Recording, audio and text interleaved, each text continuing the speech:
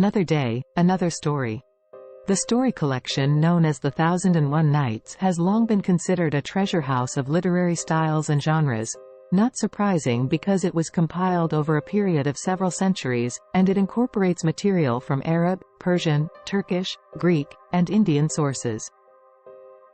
Medieval audiences enjoyed a good scare as much as anybody, so, mixed in with the knight's adventures, pious parables, love stories, and bawdy jokes, one finds frightening tales, ranging from the merely spooky to the absolutely nightmarish. In the West, these stories inspired modern pioneers of horror fiction such as Edgar Allan Poe and H.P. Lovecraft. Welcome to Taboo Eminent Channel. 1. A Killer King. The frame story that holds all the tales of the 1001 Nights together feels more like horror than anything else. In it, King Shahryar, after discovering that his wife has been unfaithful to him, resolves to marry a new woman each day, spend the night with her, and kill her in the morning. This homicidal arrangement continues until he marries Scheherazade, who has a plan to rescue the kingdom from the king. Each night she tells Shahryar a story.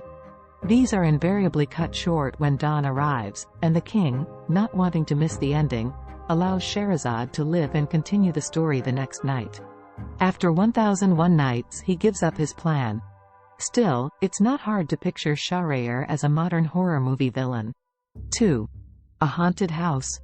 The haunted house, a mainstay of modern horror, also appears in the Nights. The story, Ali the Cairene and the Haunted House in Baghdad, tells the tale of a trader named Ali on a visit to Baghdad. He inquires about a particular house in one of the neighborhoods and is told that it is haunted by jinn and that anyone who stays the night there dies before morning. The corpses have to be dragged out with ropes since the local people are too scared to enter the house. Although the story has the makings of a chilling tale, modern haunted house aficionados will be disappointed by the ending. Ali spends the night in the house, but the jinn do not frighten or torment him. Instead, they welcome him and give him a large amount of gold. Jinn. The Nights' all-purpose supernatural creatures, these shape-shifting otherworldly beings appear throughout the stories. In pre-Islamic myths, jinn were spirits that haunted the deserts of Arabia. The myths say that their bodies are composed of fire. Jinn are not intrinsically malevolent. In some tales they grant wishes and give help to humans in need, but running afoul of an angry jinni is a hair-raising experience. In The Merchant and the Jinni, for example, a merchant finds himself face-to-face with a powerful jinni who demands his death after he carelessly tosses the pit of a date, killing the jinni's invisible son. Although the merchant is ultimately able to avoid his fate when three old men appear to fascinate the jinni with stories, in the future he must have thought twice about where he threw his date pits. Jinn, also spelled as jinn or genie, are supernatural beings in Islamic mythology and Middle Eastern folklore. They are often depicted as powerful, shape-shifting entities capable of both good and evil actions. According to Islamic tradition, jinn are created from smokeless fire and exist alongside humans and angels as one of the three sentient creations of Allah. Jinn are believed to have the ability to change their forms, appearing as animals, humans, or other entities. Jinn are often described as invisible beings, although they can choose to reveal themselves to humans. Like humans, jinn are believed to have free will and the ability to choose between good and evil. Some are considered righteous and follow the teachings of Islam, while others may be mischievous or malevolent. Jinn are said to practice various religions, including Islam, Christianity, and Judaism. They may be judged on the Day of Judgment based on their deeds. Jinn are believed to inhabit remote or desolate places, such as abandoned buildings, deserts, or secluded areas. Jinn are thought to interact with humans in various ways, influencing their thoughts or actions. They may also possess individuals or cause harm if provoked. The concept of a genie granting wishes is popularized in Western culture through stories like 1001 Nights, Arabian Nights. However, this is not a universal belief in Islamic traditions. 4. An Empty City.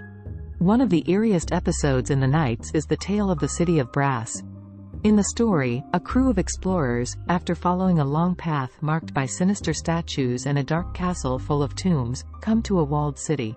On the outer walls they encounter charming young women, who on closer inspection reveal themselves to be cunningly constructed automatons meant to fool invaders into jumping off the walls to their deaths. A few of the men are killed before the illusion is discovered. The rest venture inside, where they find buildings of unbelievable opulence, with every surface seemingly covered in gold and jewels. But the city is ominously silent. The only inhabitants are human corpses, some still sitting in their homes and shops, giving the impression of life frozen in time. The party eventually reaches the city's queen. Her sparkling eyes cause them to briefly mistake her for a living person, but they soon learn that she too is dead and that the light from her eyes comes from quicksilver placed there by an embalmer. A nearby inscription tells the whole story. The city was struck by a famine, and the people, once they had exhausted every effort to save themselves, went back to their places and awaited their fates. In the end, it's a cautionary tale about the transience of wealth. It's also supremely creepy. 5. Ghouls. The source of the English word ghoul, the ghouls of Arabian myths, are a species of fearsome creatures that roam the wilderness at night. Unlike the jinn, ghouls are invariably sinister. They have an appetite for human flesh, often lurk in cemeteries, and are known to assume pleasing shapes in order to lure humans into the wilderness. Arabic folklore says that a ghoul can be killed with a single blow, but that a second blow will bring the creature back to life. Ghouls are mythical creatures or monsters often mentioned in folklore and various cultural traditions.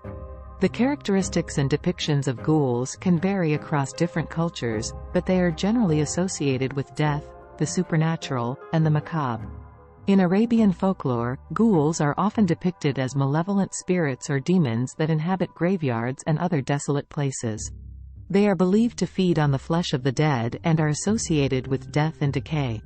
Similar to Arabian folklore, ghouls are sometimes portrayed as shape-shifting demons that dwell in graveyards. They are said to assume the forms of animals or humans to deceive and harm people. In Western literature, ghouls have appeared in various forms, often associated with horror and the undead. They may be depicted as grave-dwelling creatures that consume the flesh of corpses or as undead beings with a hunger for human flesh.